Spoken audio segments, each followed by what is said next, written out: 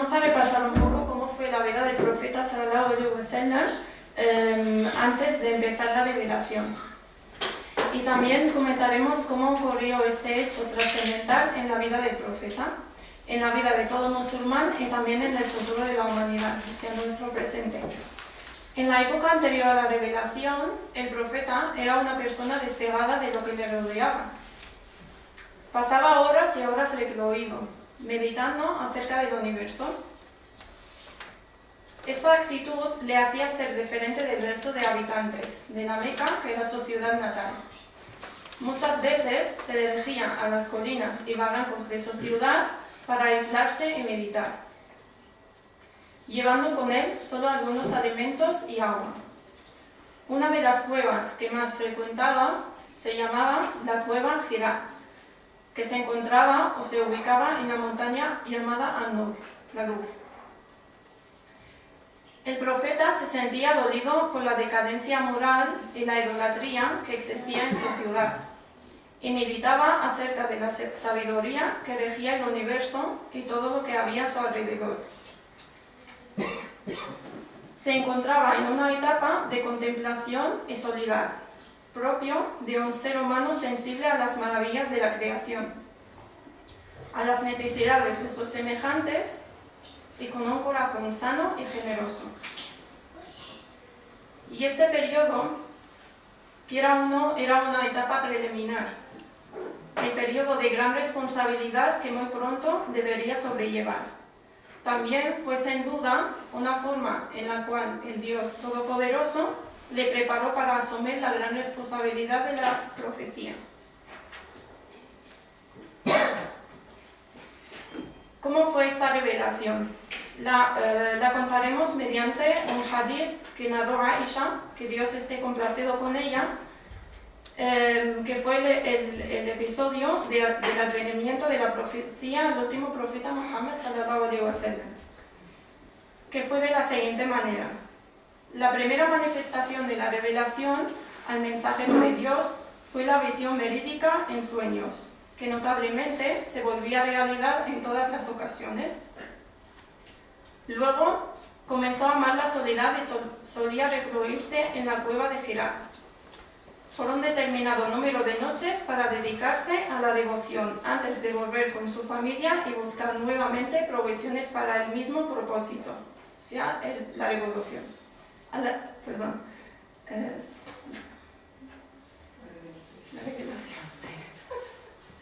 Perdón.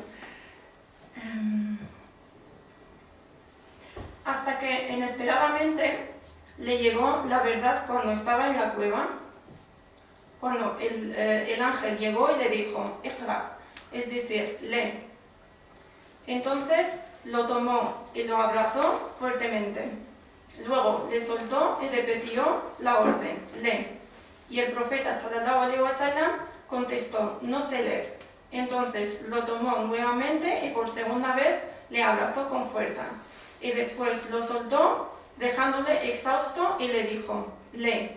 Y el profeta contestó, no sé leer. Y así fue que le abrazó fuertemente por tercera vez, y luego de soltarle le dijo las siguientes aleyas. Iqra bismi rabbika alladhi khalaq, khalaqal insana min 'alaq, iqra wa rabbukal akram. Lee en el nombre de Dios, en el nombre de tu Señor, que ha creado todo lo que existe.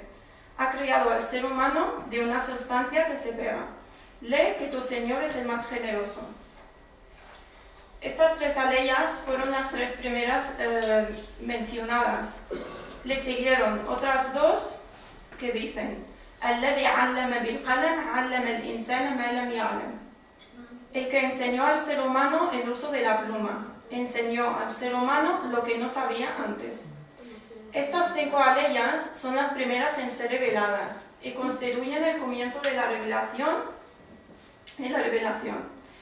Y continúa el hadith narrado por Aisha, que Allah esté complacido con ella.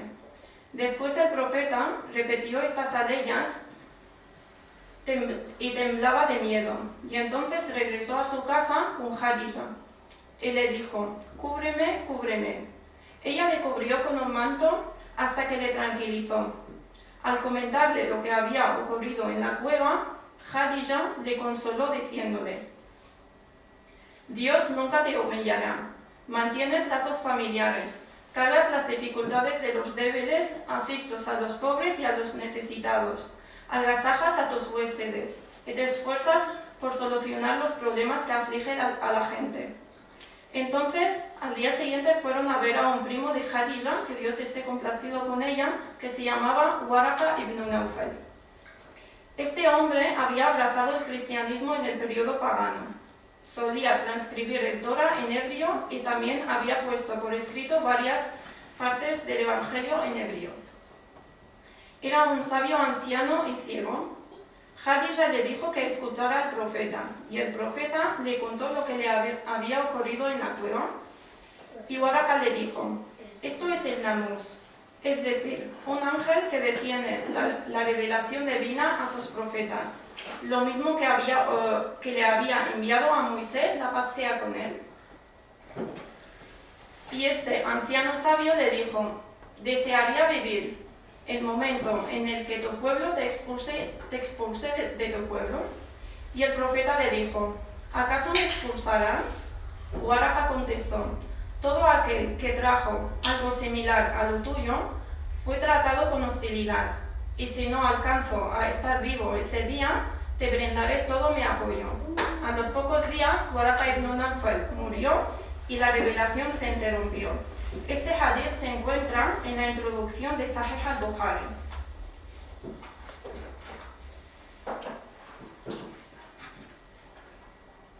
El profeta pensó que el ángel le pidió leer un texto escrito, y como él no sabía leer, le repitió varias veces, no sé leer. A la tercera vez entendió como una iluminación repentina que se le exhortara a recibir y comprender el mensaje de Dios al ser humano.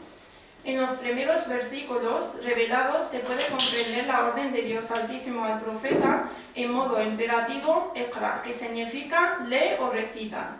La palabra recita implica únicamente la enunciación verbal de palabra, mientras que el concepto de leer implica la lectura y la absorción consciente de manera audible o no, pero con la intención de comprender palabras y ideas recibidas desde el exterior. En este caso, la palabra de Dios Altísimo, es decir, el Corán. Esta orden al profeta de leer es también una orden para todos, una llamada del Creador hacia todos a buscar el conocimiento. En los últimos versículos se repite el verbo crear, en pasado, lo que indica que el acto de la creación divina se ha repetido y se repite continuamente. También en estos versículos vemos que se hace referencia al origen humilde del ser humano en su creación, en contraste con su potencial intelectual y espiritual. Todo esto nos habla de la existencia de un designio y un propósito conscientes en la creación de la vida, concretamente la vida humana. En el cuarto y quinto versículos, Dios dice que nos enseñó el uso de la pluma y nos enseñó lo que no sabíamos. La pluma, aquí, lo que simboliza es el arte de la escritura. El ser humano es el único en transmitir mediante escrituras sus pensamientos, sentimientos, experiencias, y esto pasa gracias a la escritura. Esto fue el principio de la última revelación de Dios Altísimo a la humanidad y el principio de una misericordia de parte del Creador hacia nosotros para guiarnos. A partir de aquí, el profeta dedicó el resto de su vida a transmitir el mensaje de Dios para que pueda llegar a futuras generaciones, quiere decir, a las anteriores a nosotros y a nosotros. Nosotros ahora somos parte de ese legado y de esa misericordia, y hemos de agradecer a Dios Altísimo por habernos guiado. Y pido a Dios que nos haga ser dotados de intelecto, que saben agradecer y que nos ayude a transmitir el bien al resto de creación. Bueno,